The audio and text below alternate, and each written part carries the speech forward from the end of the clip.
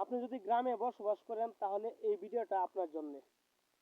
দেখবেন গ্রামের লোকেরা, আপনার প্রতিবেশী লোকেরা, আপনার চাচাতো ভাইয়েরা, আপনার মামাতো ভাইয়েরা, আপনার ফুফাতো ভাইয়েরা কিংবা আপনার বাল্যকালের বন্ধুরা কখনো চাইবে না যে আপনি তাদের চেয়ে এগিয়ে যান। এটা বাস্তবতা। হ্যাঁ, বাস্তবতা চিরন্তন সত্য। তো আপনাকে পদে পদে তারা লাঞ্ছিত করবে, অপমানিত করবে। আপনি ভালো কাজ করতে গেলে তারা আপনাকে বাধা দিবে, যে এই কাজটা ভালো না, এটা খারাপ, এটা অমুক অমুক ইত্যাদি। তো তখন যদি আপনি এই কাজটা থেকে মানে পিছিয়ে আসেন, গিভ আপ হয়ে আসেন, তাহলে আপনার কপালটাই আপনি নষ্ট করলেন। তো এর জন্য কি করতে হবে?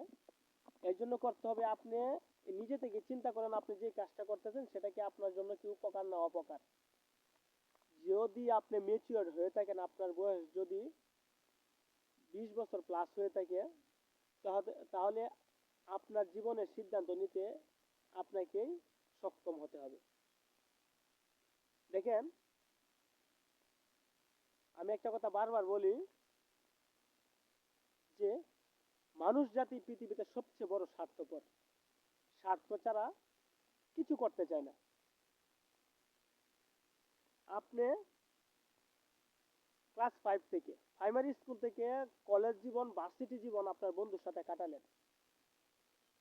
আপনার শৈশবকাল, যৌবনকাল সবকিছু আপনার বন্ধুর সাথে কাটালেন। কিন্তু একদিন এরকম এক সময় আসবে যে ওই বন্ধুটার স্বার্থের জন্য আপনার গলায় ছুরি দিতে দ্বিধাদ্বন্দ্ব করবে না। এটাই এটাই বলতেছি, গলায় ছুরি দিতে দ্বিধাদ্বন্দ্ব করবে না। কারণ টাকার কাছে এখন মায়া, ভালোবাসা, বন্ধুত্ব, প্রেম প্রীতি, আত্মার আত্মীয় সব কিছু অচল হয়ে যায়। আগে মানুষ মানুষকে ভালোবাসতো, এখন মানুষ মানুষকে ভালোবাসে না, টাকাকে ভালোবাসে। তাহলে টাকা কতটুকু শক্তিশালী? এই টাকার মধ্যেই মায়া, মমতা, ভালোবাসা, আত্মার আত্মীয় সম্পর্ক, বন্ধুত্ব, প্রেম প্রীতি সবকিছু জড়িত। তো এই জন্যেই আপনি যে কাজটাই করবেন,